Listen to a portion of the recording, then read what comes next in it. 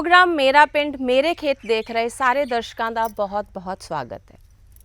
खुराक धरती उत्ते विचरदे जीव जंतुओं की जिंदगी का आधार है। चंगी खुराक एक चंगे ते सेहतमंद जीवन की बुनियादी जरूरत है। एक समा सी जदों मनुख नूं कुदरती सोमियां तो प्राप्त हुई खुराक अपने लिए ना काफ़ी जापी तो उन्हें खेतीबाड़ी करनी शुरू कर दी। फिर खेतीबाड़ी तो पैदावार वधाउण लई उसने कई तरीके अपनाए, जिवें कीटनाशक, रसायनिक खादां वगैरह।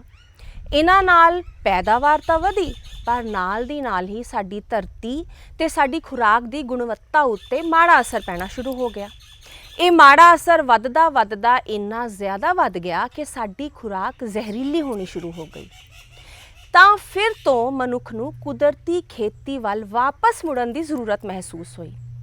पर ਜਿਹੜੇ ਕੁਦਰਤੀ ਤਰੀਕੇ ਅਸੀਂ ਇੰਨੀ ਦੇਰ ਤੋਂ ਭੁੱਲ ਚੁੱਕੇ ਹਾਂ, ਛੱਡ ਚੁੱਕੇ ਹਾਂ, ਉਹਨਾਂ ਨੂੰ ਦੁਬਾਰਾ ਕਿਵੇਂ ਅਪਣਾਇਆ ਜਾਵੇ, ਇਹੀ ਜਾਣਕਾਰੀ ਹਾਸਲ ਕਰਨ ਲਈ ਅੱਜ ਅਸੀਂ ਪਹੁੰਚੇ ਹਾਂ ਭਗਤ ਪੂਰਨ ਸਿੰਘ ਕੁਦਰਤੀ ਖੇਤੀ ਫਾਰਮ ਜੰਡਿਆਲਾ ਗੁਰੂ, ਜਿੱਥੇ ਕਿ ਖੇਤੀ ਨੂੰ ਕੁਦਰਤੀ ਤਰੀਕਿਆਂ ਦੇ ਨਾਲ ਹੀ ਕੀਤਾ ਜਾਂਦਾ ਹੈ। ਤੇ ਸਾਡੇ ਨਾਲ ਮੌਜੂਦ ਨੇ ਡਾਕਟਰ ਰਾਜਵੀਰ ਸਿੰਘ ਜੀ, ਜਿਹੜੇ ਕਿ ਇਹਨਾਂ ਸਾਰੀਆਂ ਗਤੀਵਿਧੀਆਂ ਦੇ ਇੰਚਾਰਜ ਨੇ। ਪਹਿਲੀ ਗੱਲ ਤੇ ਅਸੀਂ ਇਹ ਜਾਣਨਾ ਚਾਹਾਂਗੇ ਕਿ ਇੱਥੇ कुदरती खेती बहुत सालों तो हो रही है, पर इसकी शुरुआत कदों हुई, इसकी ज़रूरत किस तरह महसूस हुई? देखो जी, पिंगलवाड़ा जोड़ा तुसी सारे पिंगलवाड़े नूं जानते हो, भगत पूरन सिंह जी ने एक बच्चे तो जिन्होंने पाकिस्तान तो नाल लैके आए सी, उहदे तो पिंगलवाड़े की शुरुआत जिहड़ी सी कीती और मरीज़ां नूं संभालदे रहे। उन्होंने नाल नाल वातावरण का जिहड़ा सी बहुत ध्यान रखिया, क्योंकि जे रुख है मनुख है, जे रुख नहीं तो मनुख नहीं। इवें उन्होंने जिहड़ा बाणी का उपदेश सी बाबा जी सानू 555-560 साल पहलां दे गए सी, पवन गुरु पानी पिता धरती माता। भगत जी ने उस उपदेश के काम करदियां होया वातावरण ते बहुत सारा लिटरेचर छपाया, बहुत सारा वंडिया। उन्होंने तो बाद डॉक्टर इंद्रजीत कौर आ गए। उन्होंने आन के जो देखा कि जिहड़े विकलांग बच्चे जन्म लै रहे ने, जो बच्चा जन्म लैंदा किसी का बाजू नहीं बनया, किसी की लैग नहीं बनी, और लोग उन्होंने सड़कों के उत्ते जां गड्डी दे विच किते ना किते सिट जांदे आ। बीबी जी ने फिर सोचा कि इसदा कारण की हैगा। इस दौरान दे विच अमिंदर दत्त जी जैतो तो उन्होंने मिल गए, और जो उन्होंने एक सैमीनार किया, उस सैमीनार दे विच ये रिजल्ट निकलिया कि ये जिहड़ा पैस्टीसाइड फर्टिलाइजर आ, ये जदों माँ के पेट दे विच बच्चा पल रहा हुंदा आ, और वो सारी खुराक जिहड़ी आ उत्थों प्राप्त हुंदी आ उहदी डिवेलपमेंट च, और वो सारी खुराक जिहड़ी आ उहदा कारण बनदी आ पैस्टीसाइड फर्टिलाइजर जिहड़ी सी। और जदों ये सैमीनार एक सुभाष पालकर जी का रखा गया, अमिंदर दत्त जी की हिम्मत दे नाल भैन जी ने रखवाया, और उहदे विच ये रिजल्ट कढ़िया कि सानू नैचुरल फार्मिंग वाले पासे आउणा चाहीदा, पैस्टीसाइड फर्टिलाइजर जिहड़ी आ सानू वरतों च नहीं लियाउणी चाहीदी। और सुभाष पालकर जी ने सारी विधि दसी, जिहदे विच असीं ये बुक भी फिर बाद विच छपा दित्ती, जिहड़े असीं ਵੱਖ-ਵੱਖ ਸਟਾਲਾਂ ਦੇ ਉੱਤੇ ਤੁਸੀਂ ਕਿਸੇ ਵੀ ਇਤਿਹਾਸਕ ਗੁਰਦੁਆਰਾ ਸਾਹਿਬ ਜਾਓ, ਵੱਡੇ ਮੰਦਿਰ ਦੇ ਵਿੱਚ ਜਾਓ, ਬਾਹਰ ਸਟਾਲ ਲੱਗਾ ਪਿੰਗਲਵਾੜੇ ਦਾ, ਉੱਥੋਂ ਇਹ ਬੁੱਕ ਤੁਹਾਨੂੰ ਬੜੀ ਆਸਾਨੀ ਦੇ ਨਾਲ ਜਿਹੜੀ ਆ ਉਹ ਪ੍ਰਾਪਤ ਹੋ ਸਕਦੀ ਆ। ਇਹਦੇ ਵਿੱਚ ਸਾਰੀਆਂ ਵਿਧੀਆਂ ਜਿਹੜੀਆਂ ਅਸੀਂ ਦਿੱਤੀਆਂ ਹੋਈਆਂ। ਫਿਰ ਤੁਸੀਂ ਕਿਹੜੇ ਸਾਲ ਵਿੱਚ ਜਿਹੜੀ ਇੱਥੇ ਕੁਦਰਤੀ ਖੇਤੀ ਕਰਨੀ ਸ਼ੁਰੂ ਕੀਤੀ? ਇਹ ਬੀਬਾ ਜੀ ਅਸੀਂ ਜਿਹੜੀ ਕੁਦਰਤੀ ਖੇਤੀ ਸ਼ੁਰੂ ਕੀਤੀ 2007 ਦੇ ਵਿੱਚ ਇੱਥੇ ਅਸੀਂ 33 ਏਕੜ ਦੇ ਵਿੱਚ ਜਿਹੜੀ ਸੀ ਖੇਤੀ ਸ਼ੁਰੂ ਕੀਤੀ। ਔਰ ਜਦੋਂ ਅਸੀਂ ਖੇਤੀ ਸ਼ੁਰੂ ਕੀਤੀ ਔਰ ਇਹਦਾ ਸਾਨੂੰ ਕੁਝ ਸੁਣਨ ਨੂੰ ਨੈਗੇਟਿਵ ਵੀ ਮਿਲਦਾ ਰਿਹਾ ਕਿ ਇਸ ਤਰ੍ਹਾਂ ਖੇਤੀ ਨਹੀਂ ਹੋ ਸਕਦੀ, ਕਿਉਂਕਿ ਇਹ ਜਿਹੜੀਆਂ ਵੱਡੀਆਂ ਨਾਮੀ 10-12 ਕੰਪਨੀਆਂ ਨੇ ਇਹਨਾਂ ਪ੍ਰੈਸ਼ਰ ਸਾਡੇ ਤੇ ਬਣਾ ਦਿੱਤਾ ਸੀ ਕਿ ਜੇ ਅਸੀਂ ਕੈਮੀਕਲ ਦੀ ਵਰਤੋਂ ਨਹੀਂ ਕਰਦੇ, ਫਰਟੀਲਾਈਜ਼ਰ ਦੀ ਵਰਤੋਂ ਨਹੀਂ ਕਰਦੇ ਤੇ ਖੇਤੀ ਹੋ ਨਹੀਂ ਸਕਦੀ। ਪਰ ਸੁਭਾਸ਼ ਪਾਲਕਰ ਜੀ ਨੇ ਜਿਹੜੀ ਵਿਧੀ ਸਾਨੂੰ ਦੱਸੀ ਸੀਗੀ, ਉਹਦੇ ਵਿੱਚ ਅਸੀਂ बीज अमृत, जीव अमृत, अग्नि अस्तर, ब्रह्म अस्तर, ये जिहड़ा असीं कीड़ियां दा बदल भी असीं जिहड़ा बनाया, और जमीन की फर्टाइल शक्ति भी जिहड़ी बनाउणी सीगी। इह ते जदों असीं काम शुरू कीता, और फिर असीं यूनीवर्सिटी नूं भी अप्रोच करदे रहे कि आण के साडी खेती देखो, एग्रीकल्चर डिपार्टमेंट नूं, और बहुत सारे किसान वीर आउंदे रहे। और देखो ਵੱਖ-ਵੱਖ यूनीवर्सिटियां तो इस बुक दे विच फिनलैंड के बच्चे भी आ रहे हैं, मिशीगन के बच्चे भी आ रहे हैं, और दूसरियां स्टेटां तो नेपाल तो भी बहुत सारे जिहड़े किसान वीर आ देखण वास्ते आउंदे आ। और खेत इन्ने पॉपुलर हो गए, खेती इन्नी पॉपुलर हो गई कि सारिਆਂ ने ये सोचा कि सानू घट तो घट शुरुआत अपने घर परिवार वास्ते खाण वास्ते जरूर करनी चाहिए। और असी एक मॉडल दे दिता, और इस मॉडल दे विच जे तुसी गन्ना देखोगे वो भी एक मॉडल है, जिस तुसी खेत च बैठे हो टर्मरिक हल्दी लगी हुई आ, ये भी एक मॉडल है, ये पॉपुलर नज़र आ रहे, ये भी एक मॉडल है। पशुओं का फूडर भी एक मॉडल है साडे कोल। जे तुसी कह लो कणक की खेती आ, उहदा भी एक मॉडल है। हुण जिहड़े तुसी मॉडल सानू दस रहे हो, उस दे विच तुसी कुछ विधियां दे नाम लए, ਬੀਜ ਅੰਮ੍ਰਿਤ ਜੀ। ਹੈ ਨਾ, ਤਾਂ ਤੁਸੀਂ ਸਾਨੂੰ ਤੇ ਸਾਡੇ ਦਰਸ਼ਕਾਂ ਨੂੰ ਔਰ ਕਿਸਾਨ ਜਿਹੜੇ ਦੇਖ ਰਹੇ ਨੇ ਉਹਨਾਂ ਨੂੰ ਥੋੜਾ ਵਿਸਥਾਰ ਵਿੱਚ ਦੱਸੋ ਤਾਂ ਕਿ ਉਹ ਵੀ ਇਹਨਾਂ ਨੂੰ ਵਰਤ ਸਕਣ। ਬਹੁਤ ਸਾਰੇ ਕਿਸਾਨ ਵੀਰ ਜਿਹੜੇ ਆ ਸਾਡੇ ਨਾਲ ਜਿਹੜੇ ਜੁੜੇ ਹੋਏ ਆ, ਖੇਤੀ ਕਰਦੇ ਆ ਭਾਵੇਂ ਨਹੀਂ ਵੀ ਕਰਦੇ, ਪਰ ਉਹਨਾਂ ਨੂੰ ਇਹ ਸਾਰੇ ਮਾਡਲਾਂ ਦਾ ਸਾਡਿਆਂ ਦਾ ਪਤਾ ਲੱਗ ਗਿਆ। ਨੰਬਰ 1 ਤੇ ਬੀਜ ਅੰਮ੍ਰਿਤ। ਜੀ, ਬੀਜ ਅੰਮ੍ਰਿਤ ਆ ਬੀਜ ਨੂੰ ਸੋਧਣ ਵਾਸਤੇ।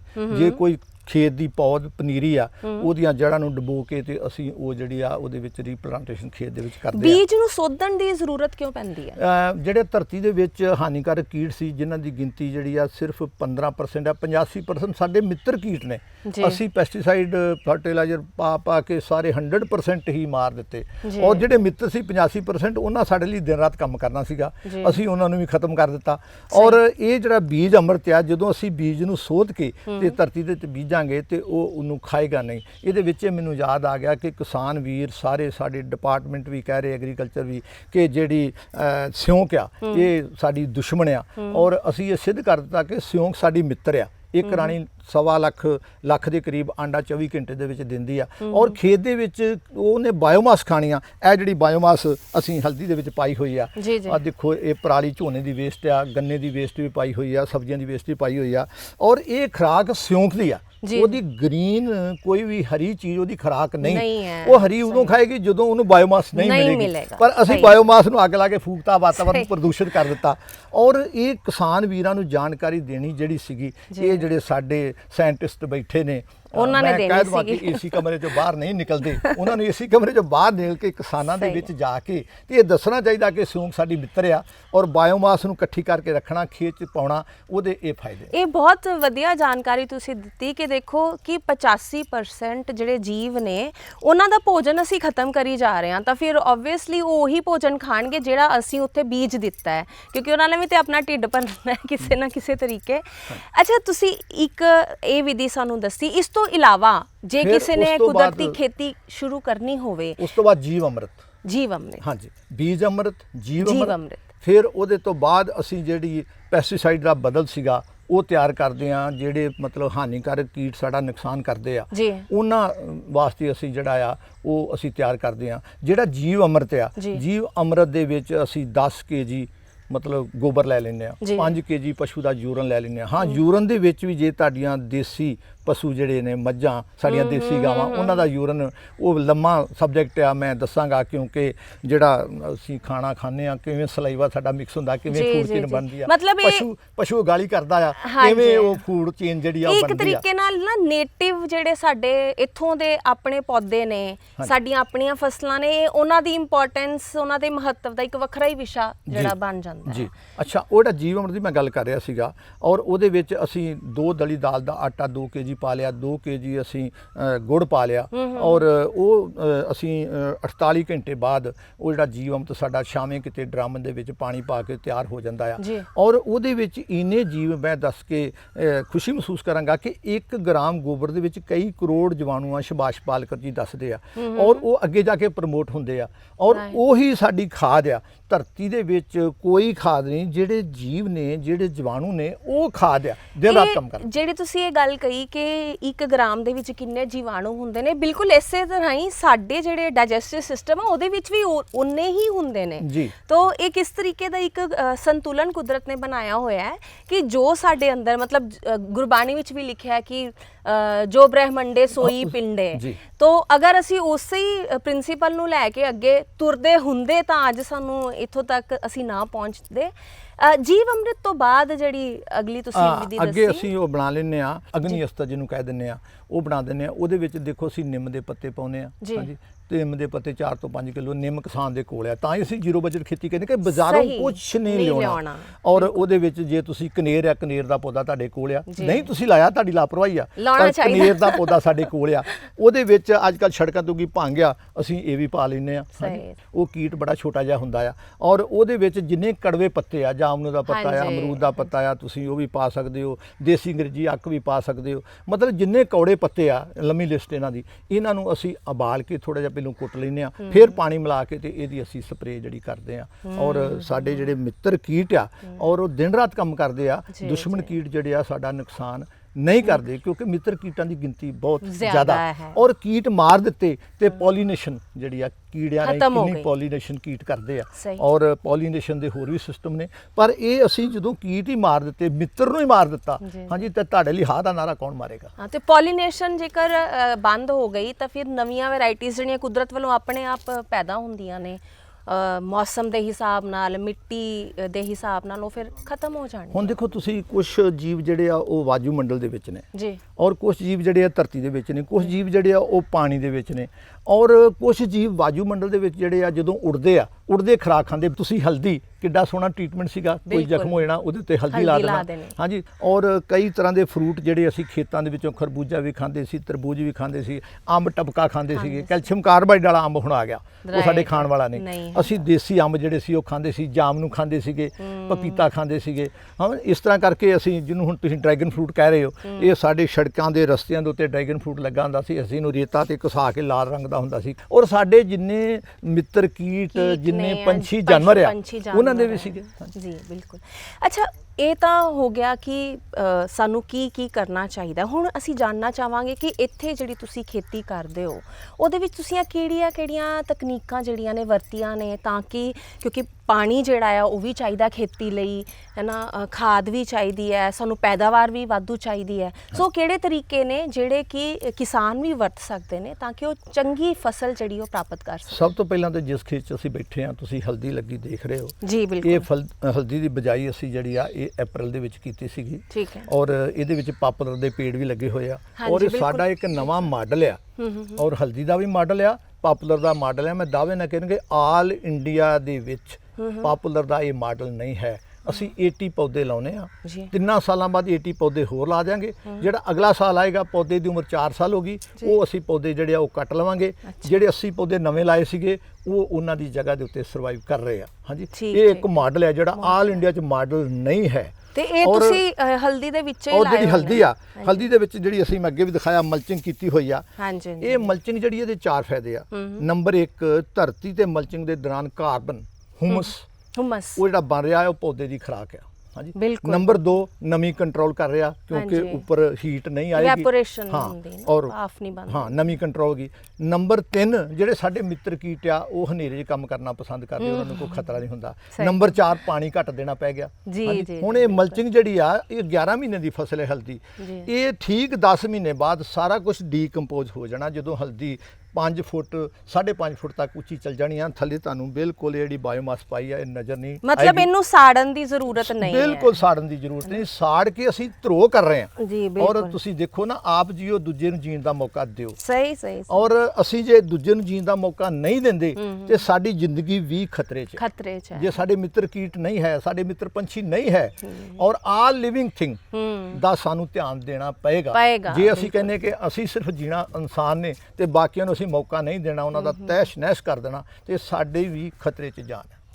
ਇੱਕ ਤੇ ਤੁਹਾਡਾ ਇਹ ਮਾਡਲ ਹੋ ਗਿਆ ਇਸ ਤੋਂ ਇਲਾਵਾ ਹੋਰ ਕਿਹੜੀਆਂ ਇਸ ਕਿਹੜੀਆਂ ਤੋਂ ਇਲਾਵਾ ਫਸਲਾਂ ਤੁਸੀਂ ਸਾਹਮਣੇ ਮਾਡਲ ਗੰਨੇ ਦਾ ਨਜ਼ਰ ਆ ਰਿਹਾ ਜੀ ਉਹਦਾ ਸਾਡਾ ਗੰਨਾ ਆ ਹਾਂਜੀ ਉਹ ਇੱਕ ਅਜਿਹਾ ਮਾਡਲ ਹੈ ਜਿਹੜਾ ਆਲ ਇੰਡੀਆ 'ਚ ਨਹੀਂ ਹੈ ਸ਼ੂਗਰ ਕੇਨ ਡਿਪਾਰਟਮੈਂਟ ਕੋਲ ਮੈਨੂੰ ਲਖਨਊ ਬੁਲਾਇਆ ਗਿਆ ਸੀ ਉੱਥੇ ਮੇਰਾ ਲੈਕਚਰ ਸੀਗਾ ਮੈਂ ਉਹਨਾਂ ਨੂੰ ਇਹ ਟੈਕਨੀਕ ਦੱਸ ਕੇ ਆਈ ਬਹੁਤ ਸਾਰੀਆਂ ਯੂਨੀਵਰਸਿਟੀਆਂ ਦੇ ਵਿੱਚ ਮੈਂ ਟੈਕਨੀਕ ਦੱਸ ਕੇ ਆਇਆ ਜੀ। ਬਹੁਤ ਸਾਰੇ ਕਾਲਜਾਂ ਦੇ ਵਿੱਚ ਬੀਐਸਸੀ ਐਗਰੀਕਲਚਰ ਵਾਲਿਆਂ ਨੂੰ ਦੱਸ ਕੇ ਆਇਆ ਜੀ, ਜੀ। ਔਰ ਅਸੀਂ 1.25 ਕੁਇੰਟਲ ਬੀਜ ਲਾਉਂਦੇ ਆ ਡਿਪਾਰਟਮੈਂਟ ਜਿਹੜਾ 37 ਕੁਇੰਟਲ ਬੀਜ ਲਾਉਂਦਾ 40 ਕੁਇੰਟਲ ਬੀਜ ਲਾਉਂਦਾ ਮਤਲਬ ਉਹ ਅਸੀਂ- ਜ਼ਿਆਦਾ ਲਾਉਂਦੇ ਨੇ ਅਸੀਂ ਹਾਂ 1.25 ਕੁਇੰਟਲ ਜੀ, ਜੀ। 1 ਕੁਇੰਟਲ 25 ਕਿਲੋ ਔਰ ਸਾਡਾ ਗੰਨਾ 800 ਚੱਲੇਗਾ ਹਾਂ ਜਿਹੜਾ ਸ਼ੂਗਰ ਕੇਨ ਡਿਪਾਰਟਮੈਂਟ ਹੈ ਕਿੱਡਾ ਵੱਡਾ ਡਿਪਾਰਟਮੈਂਟ ਹੈ ਜੀ। ਸ਼ੂਗਰ ਕੇਨ ਡਿਵੈਲਪਮੈਂਟ ਲਖਨਊ ਆ ਹਾਂਜੀ। ਔਰ ਇਹ ਉਹਨਾਂ ਨੇ ਤੀਜੇ ਸਾਲ ਗੰਨੇ ਨੂੰ ਚੇਂਜ ਕਰਨਾ ਹੁੰਦਾ ਅੱਛਾ ਜੀ ਉਹ ਤੀਜੇ ਸਾਲ ਚੇਂਜ ਕੀਤਾ ਅਸੀਂ 8 ਸਾਲ ਬਾਅਦ ਕੀਤਾ ਕਿੰਨਾ ਖਰਚਾ ਘਟਿਆ ਔਰ ਇੱਕ ਖਾਸੀਅਤ ਹੋਰ ਬੜੀ ਵੱਡੀ ਆ ਕਿ ਇਹਦੇ ਵਿੱਚ 12 ਫਸਲਾਂ ਨੇ ਹਾਂਜੀ ਮਤਲਬ ਮਲਟੀ ਕ੍ਰੌਪਸ ਔਰ ਗੰਨਾ ਜਿਹੜਾ ਇਹ 400 ਕੁਇੰਟਲ ਹੋਏਗਾ ਔਰ ਯੂਨੀਵਰਸਿਟੀ ਦੀ ਬੁੱਕ ਦੇ ਵਿੱਚ ਛਪਿਆ ਹੋਇਆ ਆ ਤੁਸੀਂ ਅੱਜ ਵੀ ਪੜ੍ਹ ਸਕਦੇ ਹੋ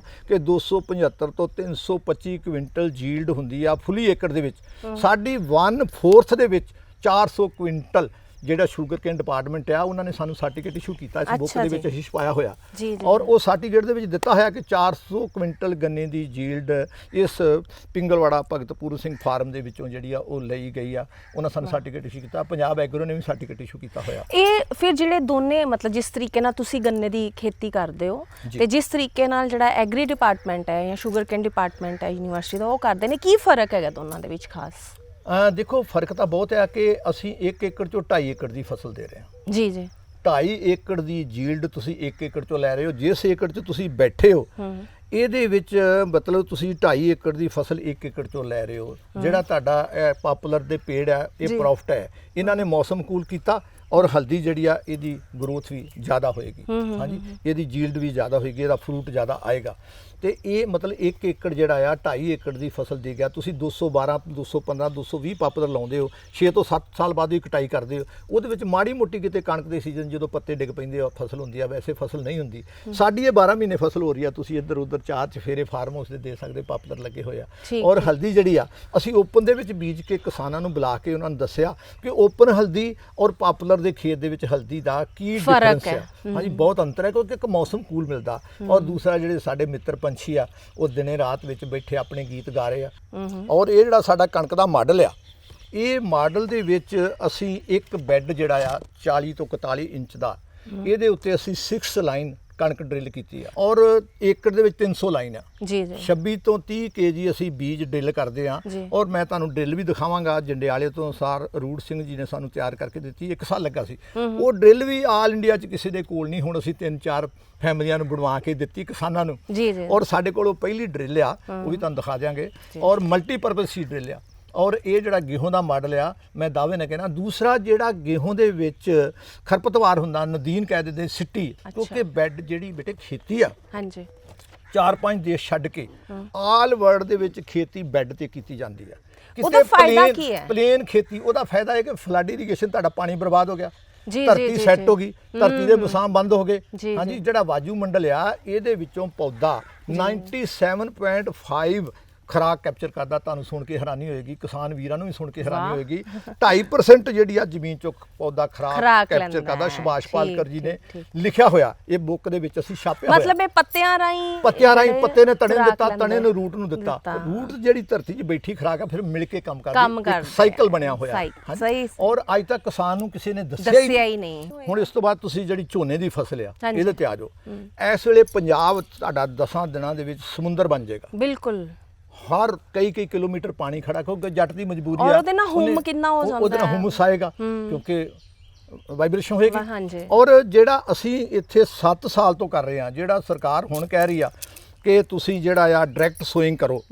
ਹਾਂਜੀ, ਔਰ ਅਸੀਂ 7 ਸਾਲਾਂ ਤੋਂ ਕਰ ਰਹੇ ਹਾਂ ਬੈੱਡ ਦੇ ਉੱਤੇ ਡਾਇਰੈਕਟ ਸੋਇੰਗ। ਔਰ ਉਹਨਾਂ ਦੀ ਡਾਇਰੈਕਟ ਸੋਇੰਗ ਤੇ ਸਾਡੀ ਡਾਇਰੈਕਟ ਸੋਇੰਗ 'ਚ ਅੰਤਰ ਆ। ਮੈਂ ਤੁਹਾਨੂੰ ਉਸ ਖੇਤ ਦੇ ਵਿੱਚ ਉਹ ਮਸ਼ੀਨ ਟਰੈਕਟਰ ਦੇ ਨਾਲ ਚੱਲਦੀ ਸਿੱਧੀ ਸੀਡ ਡਰਿਲ ਕਰਦੀ ਵੀ ਦਿਖਾਵਾਂਗਾ ਹੁਣੇ ਕਿ ਅਸੀਂ ਜਿਹੜਾ 6 ਤੋਂ 7 ਕਿਲੋ ਬੀਜ ਜਿਹੜਾ ਆ 2 ਲਾਈਨਾਂ ਇੱਕ ਬੈੱਡ ਦੇ ਉੱਪਰ, ਏਕੜ ਦੇ ਵਿੱਚ ਸਾਡੇ ਜਿਹੜੇ ਆ 100 ਕੁਛ ਬੈੱਡ ਬਣ ਗਏ ਤੇ 200 ਲਾਈਨ ਹੋਏਗੀ। ਅੱਛਾ ਜੀ, 200 ਲਾਈਨ ਉਹਦੀ ਝੋਨੇ ਦੀ ਜੋ ਵੀ ਬਾਸਮਤੀ ਲਾਈ ਆ ਉਹਦੀ ਡਾਇਰੈਕਟ ਸੋਇੰਗ ਜਿਹੜੀ ਆ ਉਹ 6 ਤੋਂ 7 ਕਿਲੋ ਬੀਜ ਦੀ ਕਰਾਂਗੇ। ਔਰ 7 ਸਾਲ ਤੋਂ ਅਸੀਂ ਕਰ ਰਹੇ ਹਾਂ। ਹੁਣ ਇੱਥੇ ਇੱਕ ਸਵਾਲ ਇਹ ਵੀ ਉੱਠਦਾ ਹੈ ਕਿ ਜਦੋਂ ਅਸੀਂ ਕੁਦਰਤੀ ਖੇਤੀ ਦੀ ਗੱਲ ਕਰਦੇ ਹਾਂ, ਹੁਣ ਕਈ ਬੀਜ ਬਦਲ ਚੁੱਕੇ ਨੇ ਸਾਡੇ ਨਾ, ਦੇਸੀ ਬੀਜ ਸਾਡੇ ਕੋਲ ਰਹੇ ਨਹੀਂ। ਹੁਣ ਅਸੀਂ ਇਹ ਵੀ ਸੁਣਿਆ ਕਿ ਜਿਹੜੇ ਹਾਈਬ੍ਰਿਡ ਬੀਜ ਹੁੰਦੇ ਨੇ ਉਹਨਾਂ ਨੂੰ ਕੀਟਨਾਸ਼ਕ ਜਾਂ ਫਰਟੀਲਾਈਜ਼ਰਸ ਦੀ ਲੋੜ ਪੈਂਦੀ ਹੀ ਪੈਂਦੀ ਹੈ। ਇਹ ਕਿੱਥੋਂ ਤੱਕ ਸਹੀ ਹੈ? ਸਾਡੇ ਕੋਲ ਬਹੁਤ ਸਾਰੇ ਦੇਸੀ ਬੀਜ ਆ, ਜਿਵੇਂ ਕਿ ਸੋਨਾ ਮੋਤੀ ਕਣਕ ਆ। ਮੈਂ ਇਹ ਦੱਸ ਕੇ ਖੁਸ਼ੀ ਮਹਿਸੂਸ ਕਰਾਂਗਾ ਕਿ ਇਹ ਦੇਖੋ ਕਣਕ ਅਸੀਂ ਜੈਪੁਰ ਲੈਬੋਰੇਟਰੀ ਤੋਂ ਟੈਸਟ ਕਰਵਾਈ ਹੋਈ ਆ। ਸਾਡੇ ਕੋਲ ਬੀਜ ਨੇ, ਦੇਸੀ ਬੀਜ ਵੀ ਹੈਗੇ ਆ। ਕਈ ਵਾਰ ਅਸੀਂ ਹਾਈਬ੍ਰਿਡ ਬੀਜ, ਜੀਐਮ ਸੀਡ ਨਹੀਂ, GM seed genetically modified seed ਜਿਹੜੇ ਨੇ ਉਹ ਵਰਤਨੇ ਨਹੀਂ। ਸਬਜ਼ੀਆਂ 'ਚ ਹੋਵੇ, ਚਾਹੇ ਅਮਰੂਦ ਆ, ਫਰੂਟ ਟਰੀ ਆ, ਜੋ ਵੀ ਆ, ਪਰ ਅਸੀਂ ਮਤਲਬ ਜ਼ਿਆਦਾ ਦੇਸੀ ਬੀਜ ਜਿਹੜੇ ਆ ਅਸੀਂ ਕਿਸਾਨਾਂ ਨੂੰ, ਜਿਵੇਂ ਕਾਲੀ ਤੋਰੀ ਦਾ ਬੀਜ ਆ, ਘੀਏ ਦਾ ਬੀਜ ਆ, ਇਸ ਤਰ੍ਹਾਂ ਕਰਕੇ ਧਨੀਆ, ਅਸੀਂ ਇਹ ਕੁਛ ਬੀਜ ਜਿਹੜੇ ਆ ਆਏ ਕਿਸਾਨਾਂ ਨੂੰ। ਕਣਕ ਦਾ ਬੀਜ 1 ਕੇਜੀ ਜਿਹੜਾ ਅਸੀਂ, ਸਾਡੇ ਕੋਲ ਬਲੈਕ ਕਣਕ ਵੀ ਆ, ਸੋਨਾ ਮੋਤੀ ਵੀ ਆ, ਬੰਸੀ ਵੀ ਆ, ਦੇਸੀ ਕਣਕ ਜਿਹੜੀ ਸੀ। ਔਰ ਇਸ ਤੋਂ ਬਾਅਦ ਤੁਸੀਂ ਆ ਜਾਓ ਪਾਪੂਲਰ। ਹਾਂਜੀ, ਜਿਹੜਾ ਪਾਪੂਲਰ ਆ ਇਹ ਸਾਡੇ ਕੋਲ ਮਾਡਲ ਹੈ ਜਿਹੜਾ ਆਲ ਇੰਡੀਆ 'ਚ ਨਹੀਂ ਹੈਗਾ। ਈਸਟ ਵੈਸਟ ਚੜ੍ਹਦਾ ਲੈਂਦਾ ਅਸੀਂ ਬੂਟਾ ਲਾਉਨੇ 28 ਫੁੱਟ ਦੀ ਦੂਰੀ ਤੇ। ਨਾਰਥ ਸਾਊਥ ਅਸੀਂ ਪੌਦਾ ਲਾਉਨੇ, ਜਿਵੇਂ ਆ ਪੌਦੇ ਲੱਗੇ ਹੋਏ ਆ। ਔਰ ਅਗਲੇ ਚ ਮੈਂ ਦਿਖਾਵਾਂਗਾ ਜਿਹੜੇ ਨਵੇਂ ਪੌਦੇ ਸੀ ਉਹ ਵੀ 1 ਸਾਲ ਪਹਿਲਾਂ ਅਸੀਂ ਵਿੱਚ ਲਾ ਦਿੱਤੇ ਆ। ਔਰ 80 ਪੌਦੇ ਲੱਗਦੇ ਆ। ਇਹਦੇ ਵਿੱਚ ਊਰਜਾ ਪੂਰੀ ਥੱਲੇ ਆ ਰਹੀ ਆ, ਧੁੱਪ ਪੂਰੀ ਮਿਲ ਰਹੀ ਆ, ਤੁਸੀਂ ਦੇਖ ਰਹੇ ਹੋ। ਮੌਸਮ ਕੂਲ ਆ। ਔਰ ਕ੍ਰੌਪਸ ਜਿਹੜੀ ਆ ਕੋਈ ਐਨੀ ਕ੍ਰੌਪਸ ਤੁਸੀਂ ਧਾਨ ਦੀ ਝੋਨੇ ਦੀ ਫਸਲ ਛੱਡ ਕੇ ਬਾਕੀ ਅਸੀਂ ਇਹ 'ਚ ਗੰਨਾ ਵੀ ਲਾ ਲੈਂਦੇ ਹਾਂ, ਦੋਨਾਂ ਸਾਈਡਾਂ ਤੇ ਪਾਪੂਲਰ ਨਾਲ, ਔਰ ਗੰਨਾ ਬੰਨ੍ਹਣ ਲਈ ਪਾਪੂਲਰ ਉਹਦੀ ਮਦਦ ਵੀ ਕਰਦਾ ਆ। ਔਰ ਇਹ ਇੱਕ ਬਹੁਤ ਵਧੀਆ ਵਿਧੀ ਆ। 80 ਪੌਦੇ ਹਰ ਐਵਰੀ 3 ਈਅਰ 80 ਪੌਦੇ ਤੁਹਾਡੇ ਤਿਆਰ ਹੋ ਜਾਂਦੇ ਆ। ਇਹ 4 ਸਾਲ ਆ, ਟਨਿਓਰ 3 ਸਾਲ ਆ, ਕਿਉਂਕਿ 1 ਸਾਲ ਪਹਿਲਾਂ ਜਦੋਂ 3 ਸਾਲ ਦੇ ਹੋਏ ਅਸੀਂ 80 ਪੌਦੇ ਹੋਰ ਲਾ ਹੋਰ ਦਿੱਤੇ। ਲਗਾ ਦਿੱਤੇ। ਉਹਦੇ ਪਹਿਲੇ ਪੌਦੇ ਆ ਉਹ ਅਸੀਂ ਕਟਵਾ ਲਏ। ਅਗਲੇ 80 ਜਿਹੜੇ ਅਸੀਂ ਤਿਆਰ ਨੇ ਸਾਡੇ, ਜੀ, ਉਹਨਾਂ ਦੀ ਏਜ 1 ਸਾਲ ਹੋ ਗਈ ਆ। ਜੀ। ਮਤਲਬ ਜਿੰਨੇ ਪੌਦੇ ਕੱਟੇ ਸੀ ਉਹਨੇ ਆਲਰੇਡੀ 1 ਸਾਲ ਪਹਿਲਾਂ ਅਸੀਂ ਲਾ ਚੁੱਕੇ ਆ। ਸਹੀ। ਇੱਕ ਇਹ ਵੀ ਸਾਡੇ ਕੋਲ ਮਾਡਲ ਆ। ਨੈਕਸਟ ਮਾਡਲ ਸਾਡੇ ਕੋਲ ਫੋਡਰ ਦਾ, ਜੀ। ਅਸੀਂ 6 variety at a time fodder ਦੀ ਬੀਜਦੇ ਆ। ਅੱਛਾ। ਨੰਬਰ 1 ਮੱਕੀ, ਹੂੰ ਨੰਬਰ 2 ਬਾਜਰਾ, ਜੀ, ਨੰਬਰ 3 ਲੋਬੀਆ, ਨੰਬਰ 4 ਉਹਦੇ ਵਿੱਚ ਅਸੀਂ ਮੂੰਗੀ, ਹਾਂਜੀ, ਨੰਬਰ 5 ਸਵਾਂਕ, ਸਵਾਂਗ, ਨੰਬਰ 6 ਕੰਗਣੀ ਜਿਹਦੀ ਲੰਮੀ ਹੁੰਦੀ ਆ, ਜਿਹੜੀਆਂ ਬੀਬੀਆਂ ਸਾਡੀਆਂ ਛੋਟੀਆਂ ਭੈਣਾਂ ਸਾਡੀਆਂ ਮਾਵਾਂ ਪਿੰਨੀਆਂ ਖਾਂਦੀਆਂ ਸੀ ਜਦੋਂ ਹਾਂਜੀ, ਵਰਤ ਰੱਖਦੀਆਂ ਸੀ ਨਾ, ਫੂਡ ਜੀ। ਵੈਲੀ ਹੁੰਦੀ ਉਹਦੀ। ਉਹ ਪੰਛੀਆਂ ਨੂੰ ਵੀ ਉਹ ਹਾਂ, ਖਾਣ ਨੂੰ ਪੰਛੀਆਂ ਦਿੱਤੀ ਨੂੰ। ਜਾਂਦੀ ਇਹ 6 ਵੈਰਾਈਟੀ ਜਿਹੜੀ ਆ ਸਾਡੀ, ਇਹ ਮਿਕਸ ਵੈਰਾਈਟੀ ਆ। ਹੁਣ ਇਹਦੇ ਵਿੱਚ ਇਹ ਆ ਕਿ 2 ਫਸਲਾਂ ਨੇ ਜ਼ਮੀਨ ਦੇ ਵਿੱਚੋਂ ਖੁਰਾਕ ਲਈ, ਜੀ, ਔਰ 4 ਫਸਲਾਂ ਨੇ ਜ਼ਮੀਨ ਦੇ ਵਿੱਚ ਖੁਰਾਕ ਬਣਾਈ।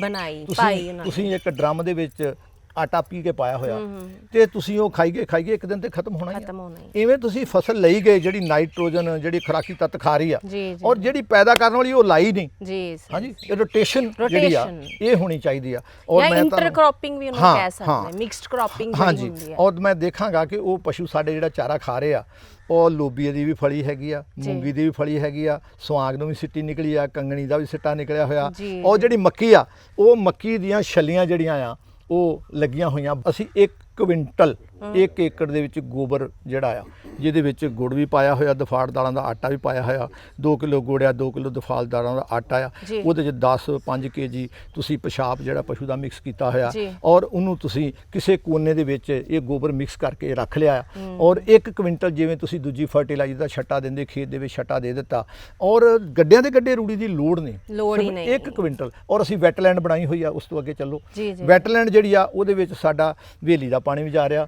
ਸਾਡੇ ਬਾਥਰੂਮ ਸ਼ੈਂਪੂ ਸਾਬਣ ਜਿਹੜੀ ਲੇਬਰ ਇੱਥੇ ਰਹਿੰਦੀ ਆ ਉਹ ਕੱਪੜੇ ਧੋਂਦੀ ਆ, ਆਪਣੇ ਵਾਲ ਵੀ ਧੋਂਦੀ ਆ, ਉਹ ਵੀ ਜਾ ਰਿਹਾ। ਉਹਦੇ ਵਿੱਚ ਨੈਚੁਰਲ ਫਿਲਟਰ ਦੀ ਜਾਣਕਾਰੀ ਸਾਡੇ ਬੱਚਿਆਂ ਨੂੰ ਹੋਣੀ ਚਾਹੀਦੀ ਆ, ਸਾਡੇ ਕਿਸਾਨ ਵੀਰਾਂ ਨੂੰ ਹੋਣੀ ਚਾਹੀਦੀ ਆ।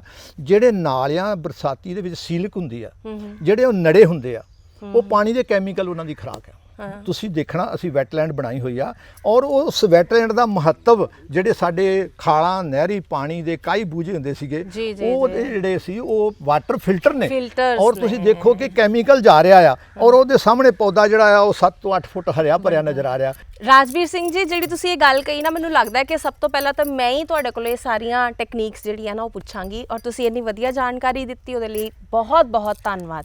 ਤੇ ਆਪਣੇ ਦਰਸ਼ਕਾਂ ਨੂੰ, ਕਿਸਾਨਾਂ ਨੂੰ ਮੈਂ ਇਹੀ ਕਹਿਣਾ ਚਾਹਾਂਗੀ ਕਿ ਪਲੀਜ਼ ਪਲੀਜ਼ ਪਲੀਜ਼ ਜੇ ਥੋੜਾ ਜਿਹਾ ਐਫਰਟ, ਥੋੜੀ ਜਿਹੀ ਜ਼ਿਆਦਾ ਕੋਸ਼ਿਸ਼ ਕਰਕੇ ਅਸੀਂ ਆਪਣੇ ਵਾਤਾਵਰਣ ਨੂੰ, ਆਪਣੀ ਮਿੱਟੀ ਨੂੰ, ਆਪਣੀ ਖੁਰਾਕ ਨੂੰ ਫਿਰ ਤੋਂ ਸਿਹਤਮੰਦ ਬਣਾ ਸਕਦੇ ਹਾਂ ਤਾਂ ਫਿਰ ਕਿਉਂ ਨਹੀਂ। ਔਰ ਇਹ ਵੀ ਨਹੀਂ ਕਿ ਤੁਹਾਡੀ ਮਦਦ ਕਰਨ ਵਾਸਤੇ ਕੋਈ ਨਹੀਂ ਹੈ, ਤੁਸੀਂ ਇੱਥੇ ਆ ਸਕਦੇ ਹੋ, ਤੁਸੀਂ ਇਹਨਾਂ ਨਾਲ ਗੱਲਬਾਤ ਕਰ ਸਕਦੇ ਹੋ, ਨਵੀਆਂ